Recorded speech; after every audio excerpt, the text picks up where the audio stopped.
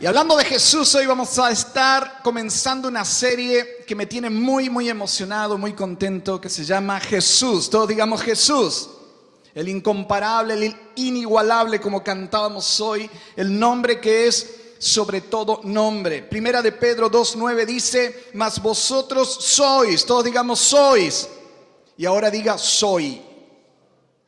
Linaje escogido, real sacerdocio, nación santa, pueblo adquirido por Dios, para que anunciéis las virtudes, todos digamos virtudes, de aquel que os llamó de las tinieblas a su luz admirable. El que te llamó fue Jesús. La voz que retumbó en la tumba de Lázaro es la misma que te dijo, sal fuera, sal de las tinieblas, sal de la oscuridad. Estuve investigando la palabra llamó ahí y significa en el original alguien que te da una denominación, un nombre y una misión. No es solamente decirte, hey, ven para aquí, sino que te está dando propósito al llamarte. ¿Y cuál es ese nombre? ¿Cuál es esa definición? Ahí mismo lo dice. Tú eres linaje escogido, real sacerdocio, nación santa, pueblo adquirido por Dios. Esa es la identidad que el Señor te da. Él te dice, tú eres un nuevo linaje, tú eres una nueva creación, un nuevo ADN. Tú eres un nuevo grupo en el mundo. Eres hijo de Dios, eres nación de Dios, eres comprado, eres adquirido, eres posesión de Dios. ¿No es hermoso eso?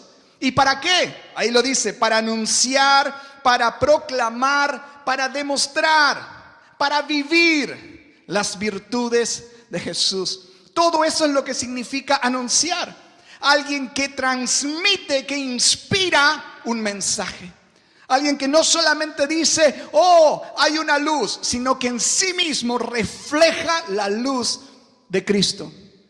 Tú y yo somos nombrados por Dios ese sacerdocio para poder portar en nuestras vidas, en estos vasos de barro, en este templo espiritual, la gloria del Señor. ¿Cuántos dicen amén? Así que mira al de al lado y dile, hay que mostrar la gloria del Señor.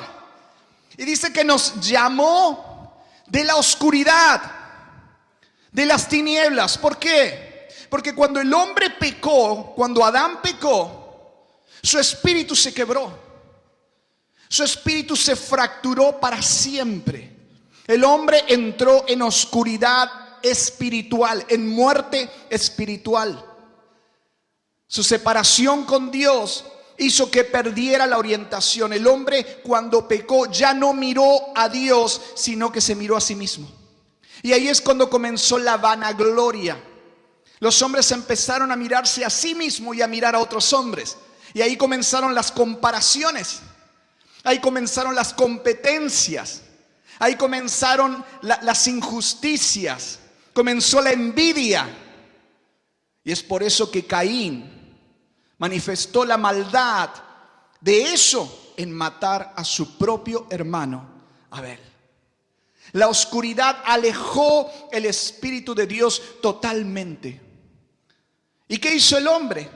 Mirándose a sí mismo, intentó mejorarse. Y a partir de ahí nació la religión, que es el intento de acercarse a Dios por los medios propios. Nació la filosofía, tratar de entender los misterios que nos rodean.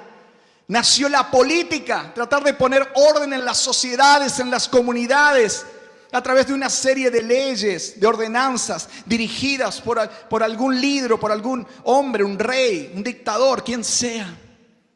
El hombre trató de mejorarse una y otra vez a través de métodos, a través de programas, a través de decoración. Trató de pintar la casa por fuera cuando por dentro solamente había muerte, oscuridad. Los intentos hicieron de que los hombres simplemente se portaran aparentemente bien de acuerdo a unas normas, pero que su corazón, su raíz, todavía daba frutos de maldad. La palabra de Dios dice que Jesús trajo a este mundo la luz, la vida.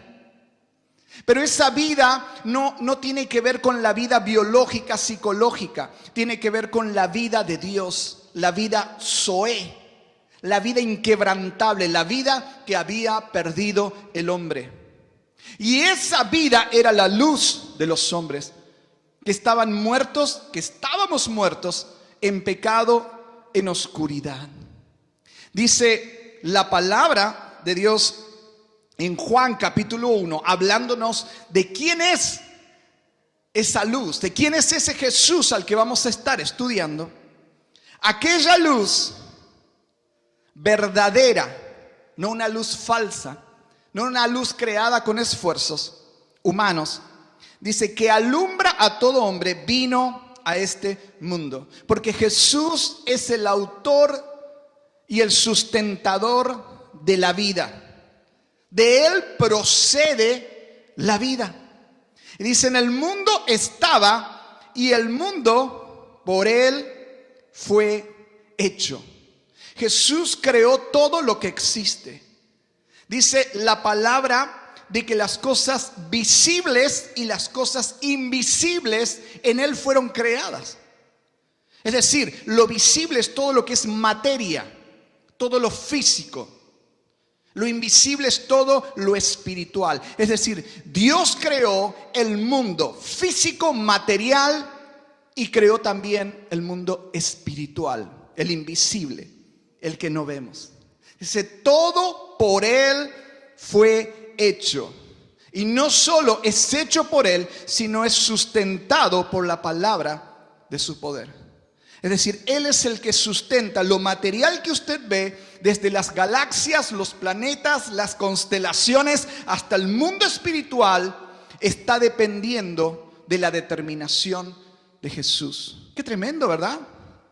Dice, todo por Él fue hecho, pero el mundo no le conoció. Y hasta el día de hoy podemos ver esa realidad. El mundo en oscuridad se convirtió en ciegos, guías de ciegos. Por eso aumentó tanto la maldad. Por eso vemos el caos que reina. Por eso vemos sociedades que se vuelven grupos contra grupos, sociedades contra sociedades. Por eso hay tanta división. Porque el mundo no le conoció. Si usted y yo no conocemos a Cristo, estamos perdidos. Usted puede seguir los pasos motivacionales que quiera en esta vida, pero solamente está pintando la pared de afuera de su casa.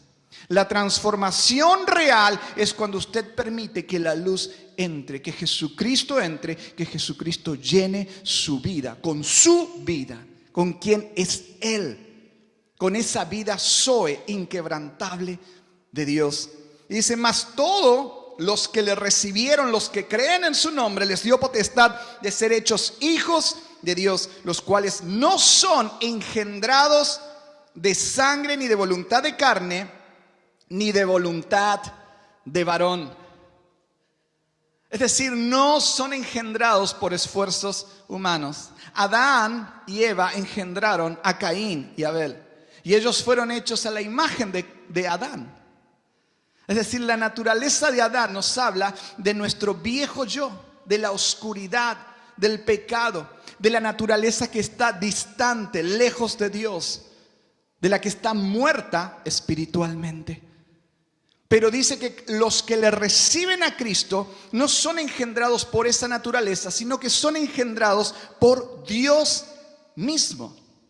Ahora, eso es un misterio muy grande. En cierta oportunidad la palabra nos enseña, creo que es en Juan capítulo 3, cuando Nicodemo, quien era un maestro de Israel, parte del Sanedrín, que era como el gobierno que tenían los israelitas en esa época, este fariseo se acerca a preguntarle a Jesús de noche, en la oscuridad, se acerca a la luz y le pregunta, sabemos que tú procedes de Dios, ¿cómo es esto del reino de Dios? Y Jesús le dice, para entrar al reino de Dios necesitas nacer de nuevo. Y él dice, ¿cómo es posible que alguien nazca de nuevo? ¿Cómo es posible que yo vuelva al vientre de mi mamá? Y él le dice, no, es espiritual, no tiene que ver con eso. Así como tú ves, como tú sientes el viento que va para aquí, que va para allá. Ves que produce movimientos, ves que produce cambios, pero no entiendes, no puedes controlar eso, no sabes a dónde va a ir, a dónde va a venir. Así es el nacimiento del Espíritu. Es algo inexplicable, pero sucede. Y Jesús le da un ejemplo, le dice, así como cuando Moisés levantó la serpiente de bronce en el desierto, así debe ser levantado el Hijo de Dios. ¿Qué significa eso? En la época de los israelitas, en cierta oportunidad en el desierto salieron serpientes y empezaron a morder a los israelitas y ellos empezaron a morir. Hasta que Dios le dijo a Moisés, levanta un estandarte, un madero con una cruz, o una cruz colgando una serpiente, y todo aquel que mirare será sano. Jesús se hizo maldición por causa nuestra. Y cuando nosotros miramos al autor, al consumador de la fe, el veneno de la muerte, el veneno del pecado, el veneno de la vieja naturaleza de Adán es absorbida en Cristo para darnos su vida, para darnos su libertad. ¿Cuántos dicen amén a eso? Yo estoy emocionado por lo que Dios hizo a través de Cristo Jesús. Es lo que nos permite tener una vida en abundancia. Por eso vamos a estar estudiando acerca de quién es Jesús. Pablo le dijo a los corintios, yo me he propuesto predicar a Cristo, solo a Él. Ese es mi mensaje. Nuestro mensaje como iglesia no es un mensaje filosófico, ni poético, ni político, ni psicológico. Es el mensaje de la palabra de Dios. Ir hacia la luz. Hay un solo mediador entre Dios y los hombres. Uno solo es el camino. Uno solo es la verdad. Uno solo es la vida. Uno solo es la luz. Y ese es Jesús. Usted no se va a extraviar. Denle el aplauso a Jesús. Usted no se va a extraviar en la oscuridad de este mundo si ve cuál es la luz. El problema que tenemos muchas veces los cristianos es que nos distraemos con la oscuridad. Miramos para allí, tratamos de ver en la oscuridad. Dios no te llama a mirar en la oscuridad, a indagar en la oscuridad. Dios te llama a mirar la luz. Y aunque el mundo se llene de tinieblas, aunque todo parezca incomprensible y confuso, mire, si usted ve dónde está el faro, avance hacia el faro. Si usted ve dónde está la luz, no deje de correr hacia la meta. No se detenga, no se distraiga. Cristo es el camino, la verdad y la vida. Y hoy más que nunca, como iglesia, como hijo de Dios, debemos mirarle a Él. Debemos apuntar a Jesús. Él es nuestra meta. En Él hay salvación y esperanza. Él es el verdadero Mesías. Nadie más. ¿Cuántos dicen amén a eso? Y dice Juan, continúa hablando en el verso 14.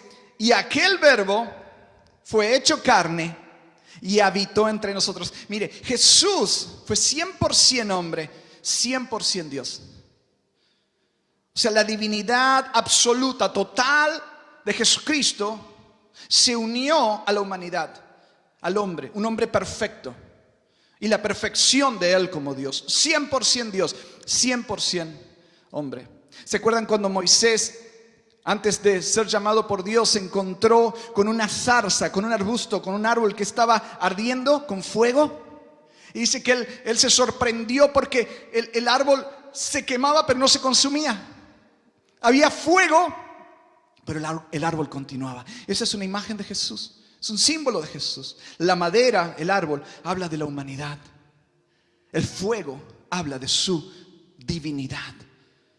¿Recuerdan los elementos del tabernáculo, como el arca, por ejemplo? Estaban construidos de madera y cubiertos de oro. Eso nos habla de la naturaleza humana de Jesús, 100% hombre. Pero el oro nos habla de Jesús como Rey, como Dios, como Señor. Y el Verbo Jesucristo fue hecho carne.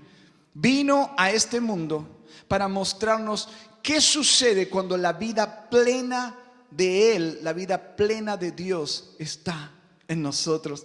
Y dice Juan, y vimos su gloria, gloria como del unigénito del Padre, lleno de gracia y de verdad. Me encanta porque la palabra gracia quiere decir virtudes. ¿Se acuerdan? Usted y yo debemos anunciar, mostrar, transmitir, inspirar las virtudes, la gracia de Jesús. No solo hacer un cuadro con los 5 pasos de quién era Jesús, sino vivirlo, inspirar a otros. Esa gracia que estaba en Él y en Él había y hay absoluta verdad. Hoy la verdad está en crisis, hoy la confianza está en crisis. Mire mi hermano, mire a Jesús. Él es la verdad. No solo dice la verdad, Él es la verdad. ¿Cuántos dicen amén? Ahora, ¿cómo vivió Jesús? Vamos a ir avanzando, no sé hasta dónde vamos a llegar hoy, pero ¿cómo vivió Jesús? ¿Cómo vivió cuando estuvo aquí en la tierra? 100% hombre, 100% Dios. Y dice Lucas 2:52, y Jesús crecía, todos digamos crecía. Esa palabra es clave, préstele atención. Y Jesús crecía en sabiduría y en estatura y en gracia para con Dios y para con los hombres. Jesús crecía simultáneamente en todo. Es decir, al mismo tiempo Jesús crecía en estatura, crecía en sabiduría, crecía en gracia para con los hombres, crecía en gracia para con Dios. La voluntad del Señor es que tú crezcas en todo. Dice 3 de Juan, creo que es: amado, deseo que seas prosperado, que crezcas en todo. En todo. Dice Efesios 4, siguiendo la verdad en amor, crezcamos en todo. En todo. En aquel, en Jesucristo. Él quiere que no solamente te emociones, que saltes, sino que crezcas. Que crezcas en todas las virtudes de Jesús. Que la vida de Cristo te haga desarrollarte en todo, en la familia, en el servicio a Dios, en tu trabajo, en tus dones, en tus talentos, en tu relación con otras personas, en tu relación con Dios. Él quiere que puedas crecer en todas las virtudes de Cristo. ¿Cuántos quieren crecer? ¿Sabes qué? Cuando Cristo crece en ti, tú creces. Es necesario que yo mengüe para que Él crezca. Cuando Cristo crece en ti, tú creces en todas las áreas. ¿Y cuáles son las virtudes que tenía Jesús? Yo hice alguna lista de algunas de las virtudes, de algunas de las características de Jesús. Usted sabe que si mira el Antiguo Testamento, observa que Moisés se caracterizaba por tener la virtud de ser manso. Tenía un pueblo enorme, de 1 millón, 2 millones de personas, y no eran fáciles de llevar. Eran quejones, eran murmuradores. Cada 2 por 3 querían quitarlo de en medio. ¿Se imaginan?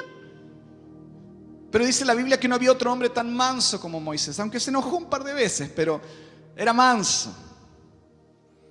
Cuando uno piensa en David, por ejemplo, ¿cuál es la virtud que te viene a la cabeza? David era valiente, ¿verdad? Para enfrentarte a un gigante siendo un muchachito tienes que tener valor. ¿Cuál era la virtud de Daniel? Daniel se caracterizaba por ser honesto, por ser íntegro. Ahora, cuando pensamos en Cristo, Jesús tuvo todas las virtudes. No se caracteriza por una, tuvo todas las virtudes al máximo.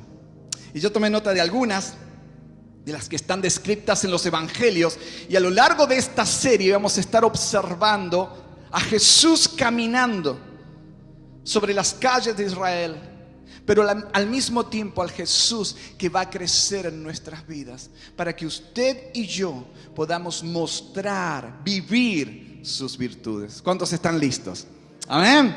Por ejemplo, Jesús lloró cuando estuvo frente a la tumba de Lázaro.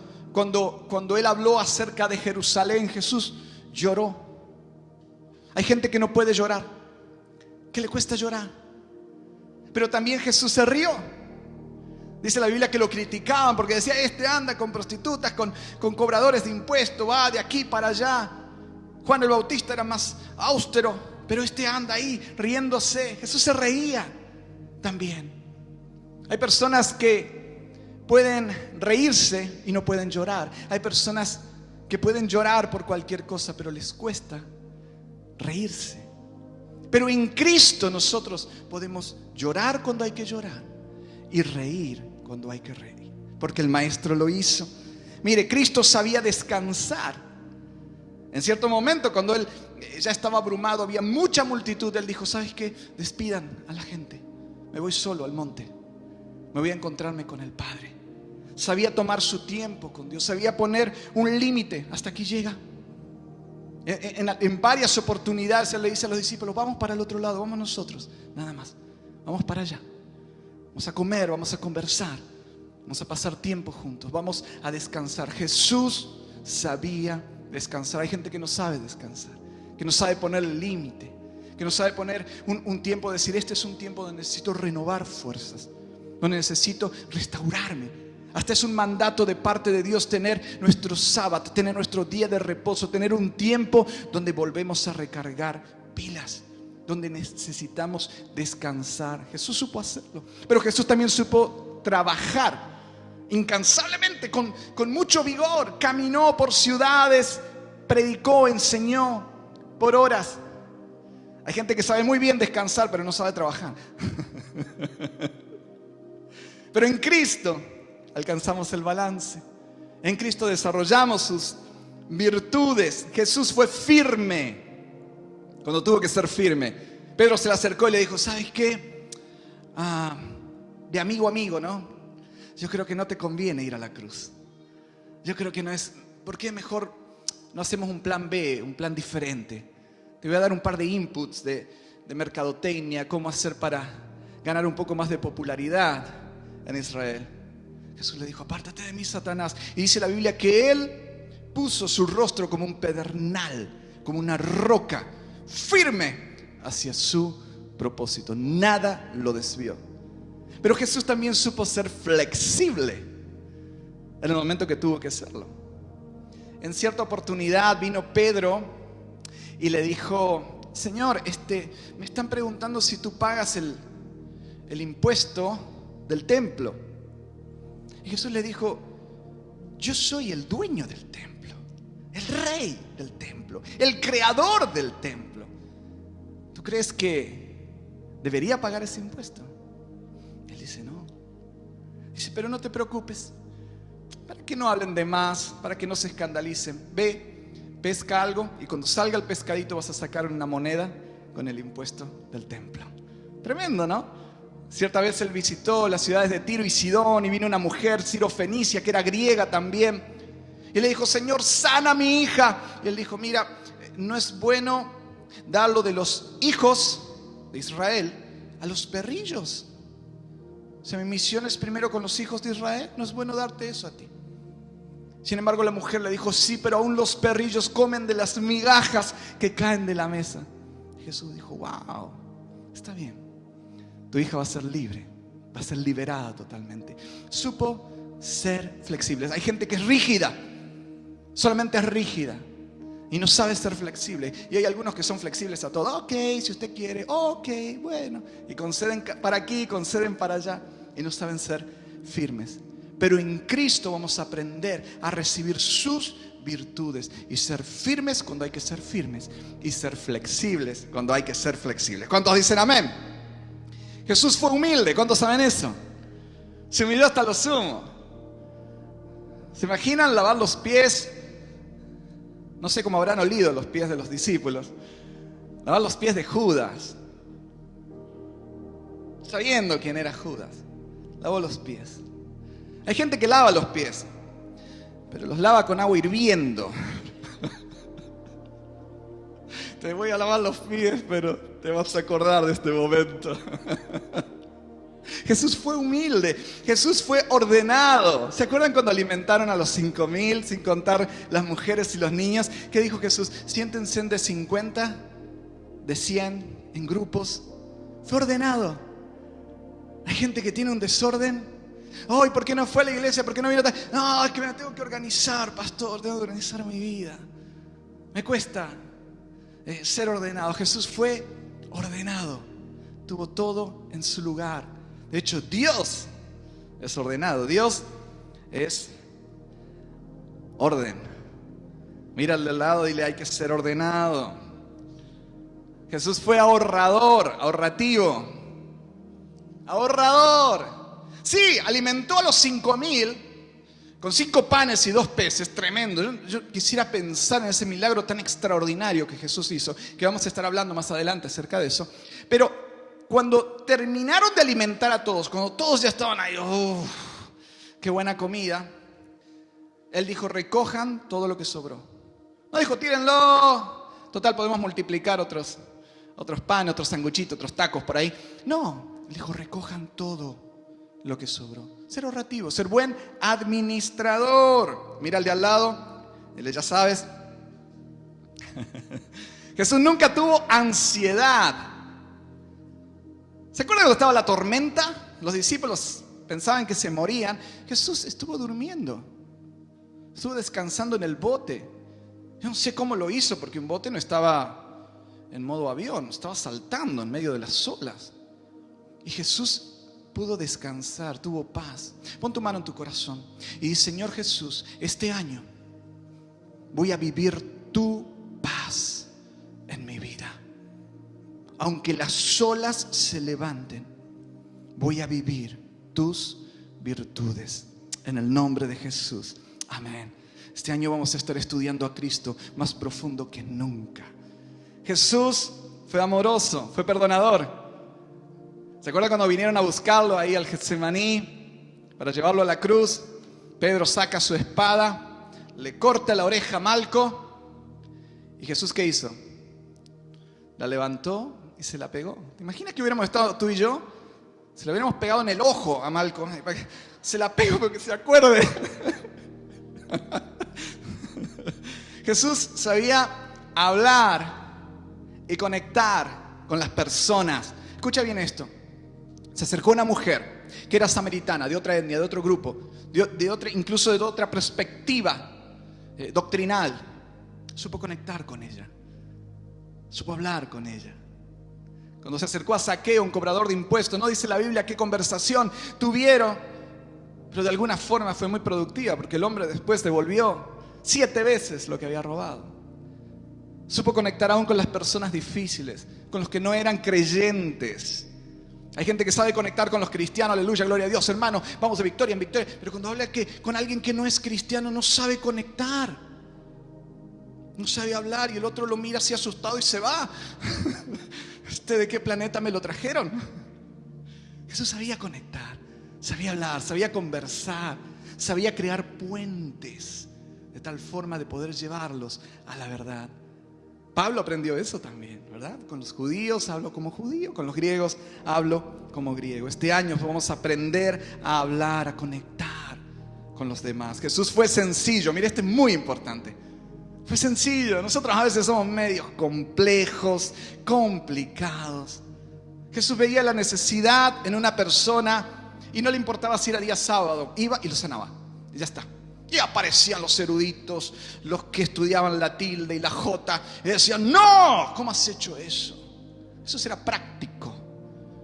Jesús no andaba malinterpretando a la gente, mirando, a ver cuál es la paja del ojo ajeno, a ver cómo se vistió, a ver cómo me miró, a ver qué puso en el Facebook, a ver qué hace, qué no hace, a ver si eso lo dijo por mí o lo dijo por alguien más. ¿Se acuerdan cuando Pedro vino a Jesús y le dijo, maestro, mi hermano, ¿cuántas veces tengo que perdonar a mi hermano? 7, ¿verdad? Porque ya va 6.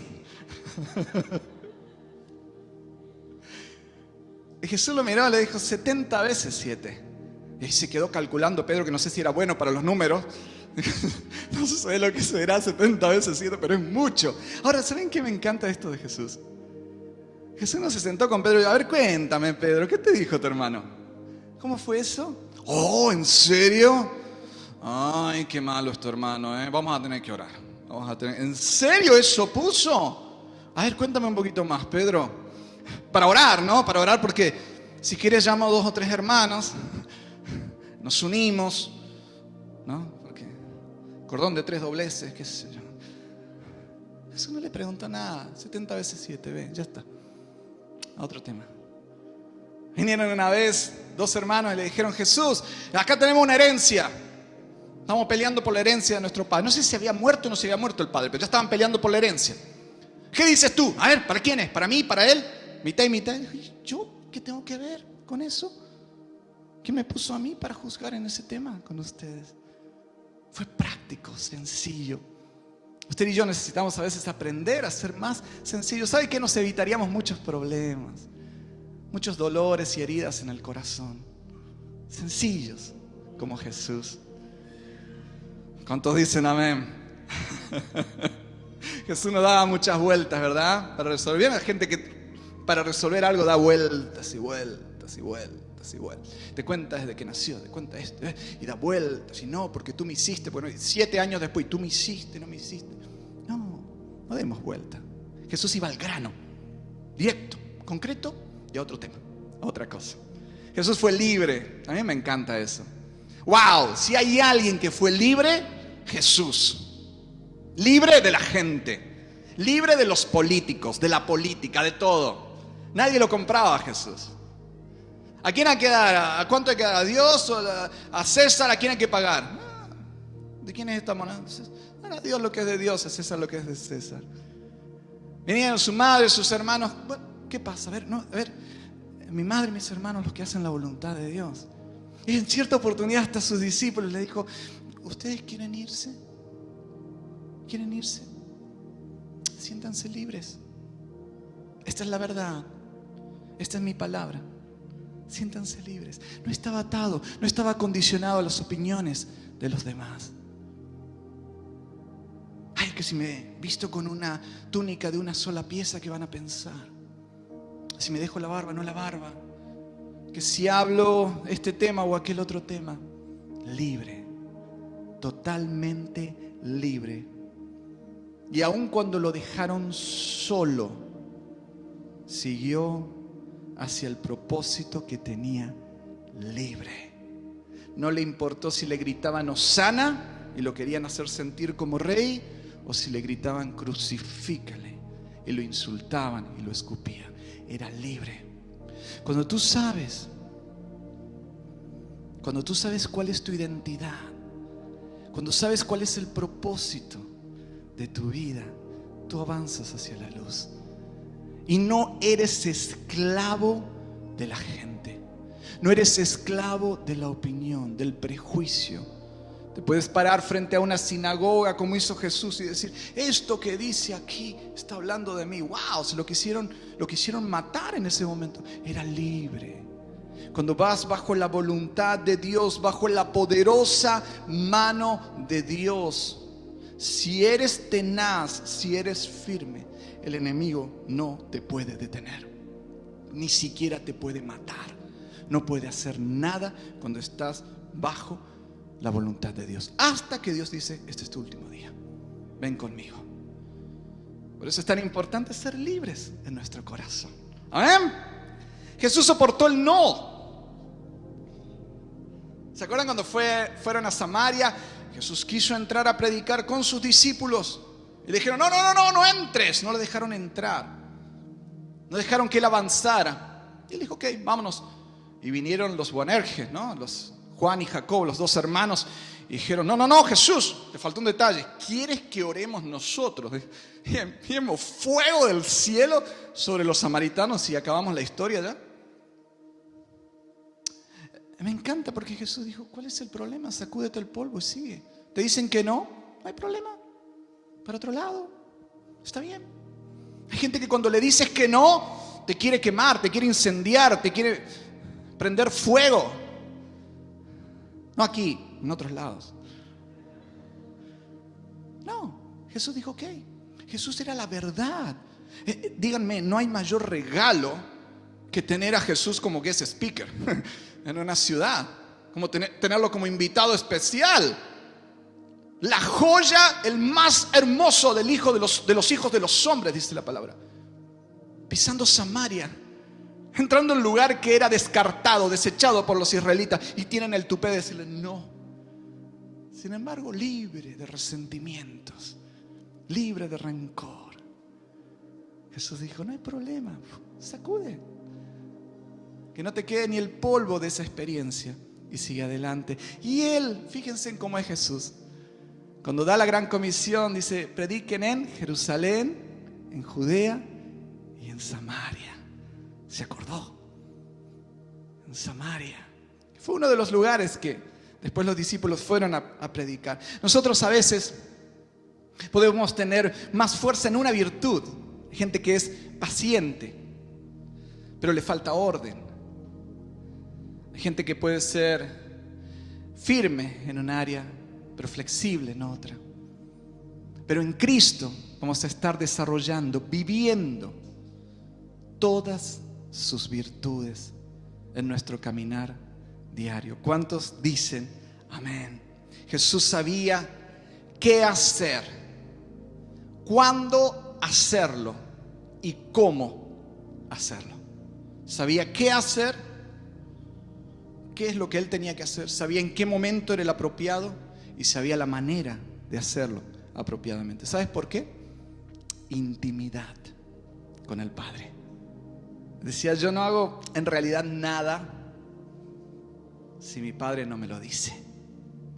No hablo nada si no lo aprendo primero de papá. Intimidad. Alguien dirá, bueno, pero eso es un poco difícil, ¿no? Vivir las virtudes de Jesús, caminar como Jesús. ¿Sabes qué? Te voy a decir algo. Eso no es difícil. Es imposible.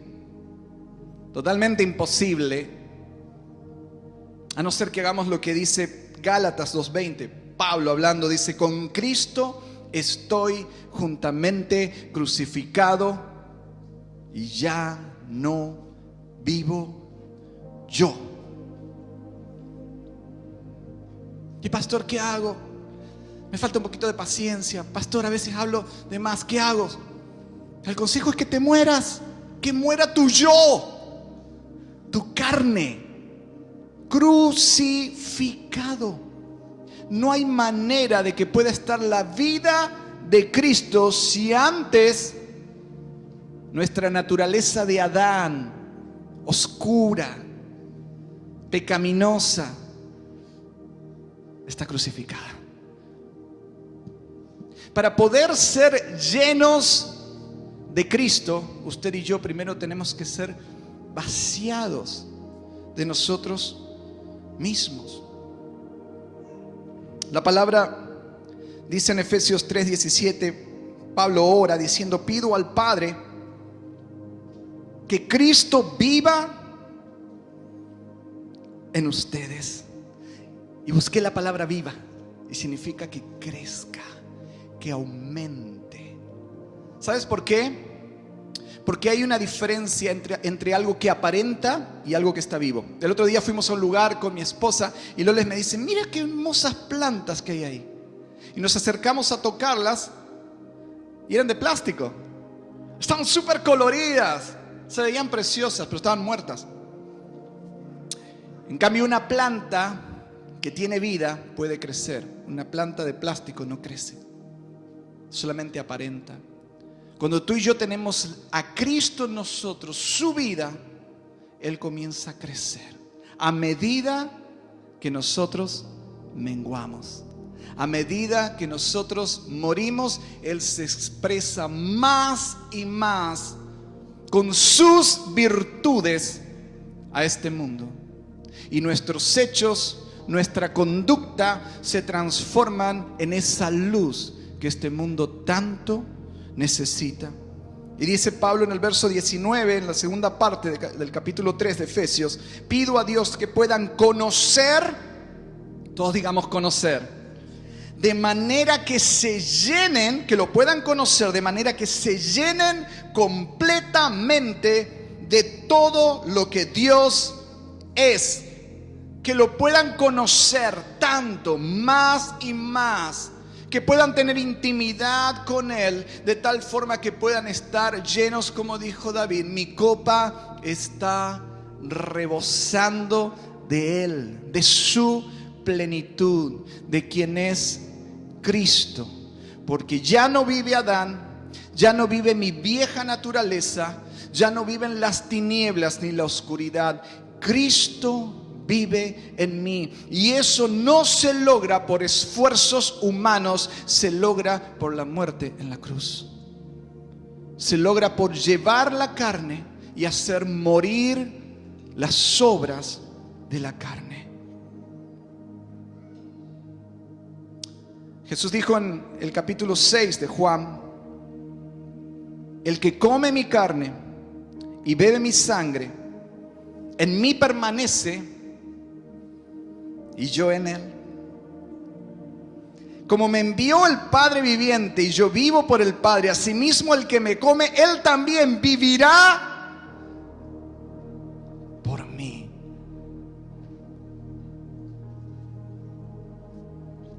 En cierta oportunidad el profeta Elías había estado enfrentando a 450 profetas de Baal. La travesía había sido extenuante.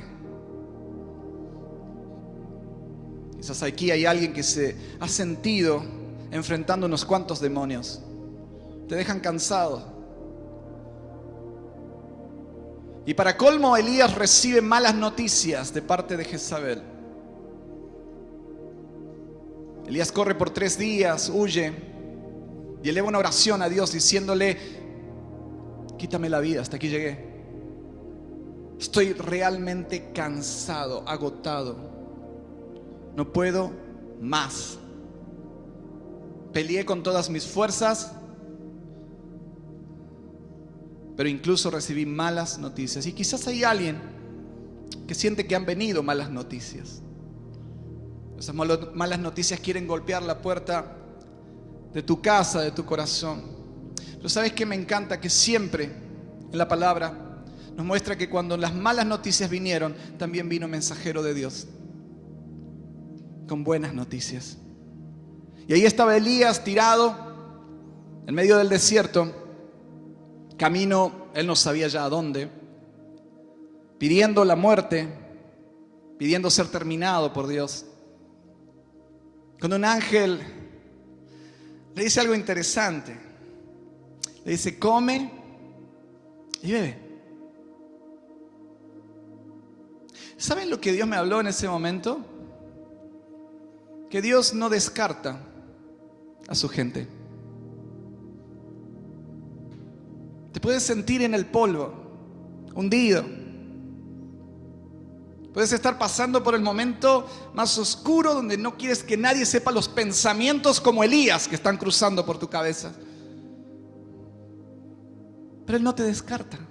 Él dice: ya me cansé, voy y busco a alguien más. No lo descartó Elías. El mensajero de Dios fue y preparó pan. Y le preparó agua. Y le dijo: come y bebe. Y el Señor me mostró un secreto ahí. Jesús dijo: el que come mi carne y bebe mi sangre. Lo que este Elías tenía enfrente era el símbolo de Jesús mismo. Si sientes que ya no das más, si sientes que lo que está enfrentando es más grande que lo que tienes en tus fuerzas, simplemente aliméntate más de Cristo. Aliméntate más de Él. Recibe más y más de Jesús. El ángel no se puso a analizar a Elías. Tú tienes un trastorno de ansiedad generalizado. Tú tienes una depresión postraumática por lo que has estado viviendo. Te faltan serotoninas, dopamina. No lo juzgó. No lo señaló, le dijo: ¡hey, tú! ¿Dónde está el hombre de fe? ¿Dónde está el profeta de fuego? Tú algo habrás hecho, por eso te quieres morir ahora. No. Ni siquiera le explicó nada. Le dijo: come y bebe. Y esa palabra es para alguien en esta mañana. El Señor te dice: simplemente más de Cristo. Más de Cristo. No hay dedos que te están señalando ni te están tratando de analizar. No. Nadie te quiere descartar. Dios te dice: come y bebe. ¿Sabes por qué? Me encanta lo que después dice: tienes largo camino. No se te acabó ahí. No llegaste al final, no se ha acabado todo. No, tienes largo camino. Quiero hacer muchas cosas más contigo. Sigamos juntos. Solo necesitas comer y beber más de Cristo. Ponte de pie ahí en el lugar donde estás. Cierra tus ojos.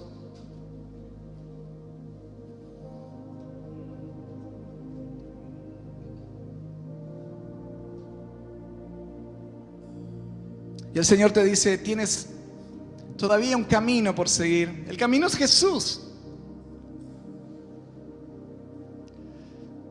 Tienes mucho por aprender todavía. Tienes mucho por crecer. Tienes mucho por conquistar. No estás descartado. Se ha puesto difícil, sí. La pelea te ha dejado cansado, sí. Pero come, bebe, levántate. Necesitas más de Cristo. Ya no vivo yo. Las cosas viejas pasaron.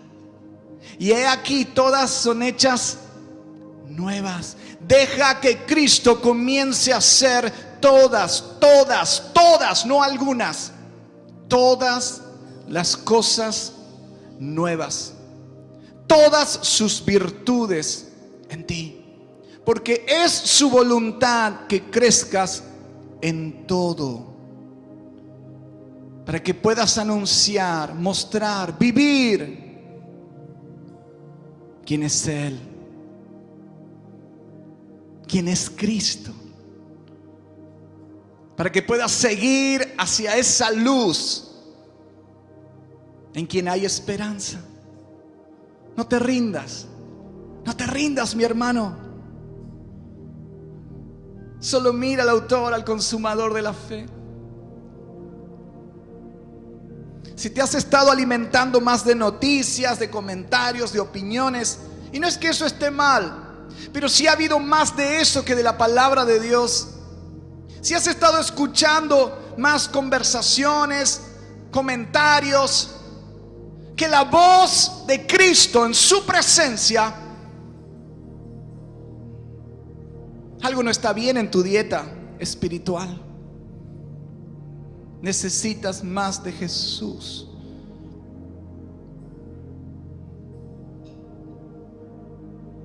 Necesitas que Él crezca y que todo lo demás mengüe. Pon tu mano en tu corazón y dile: Señor Jesús, este año quiero conocerte más. Este año quiero ser lleno, como dice tu palabra en Efesios 3, lleno completamente de esa plenitud, de esa vida que hay en ti. No quiero pintar la casa por fuera. No quiero ser una planta de plástico que aparenta. Yo quiero tener vida. Que con Cristo esté juntamente crucificado mi yo, mi carne, mi vieja naturaleza, mi viejo yo, la naturaleza de Adán, la oscura. Y que ya no viva yo, sino tú, Cristo, vive tu vida en mí. Y el Señor me dice que te diga algo. Yo no estoy para mejorarte a ti. Tú no tienes que mejorar. Tienes que morir.